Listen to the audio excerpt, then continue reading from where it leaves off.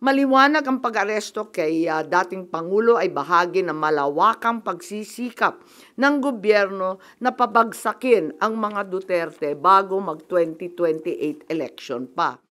Malinaw na batayan ang mga ginawa ng administrasyon laban kay dating Pangulong Rodrigo Duterte at Vice President Sara Duterte para harangin ang pagbabalik ng mga ito sa pwesto sa susunod na national election. Ito ang isiniwalat ni Senador Amy Marcos kaugnay ng further findings o karagdagang natuklasan mula sa 3 pagdinig na isinagawa ng Senate Committee on Foreign Relations na kanyang pinamumunuan. Muling binigyan diin ni Senador Marcos na politically motivated ang pag-aresto sa dating Pangulo na bahagi ng whole-of-government effort para pabagsakin ang mga Duterte.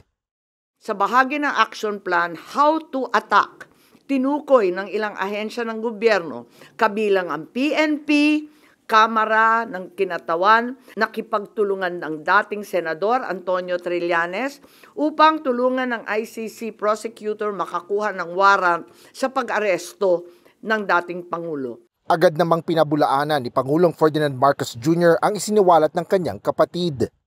Everyone's entitled to their opinion. I disagree.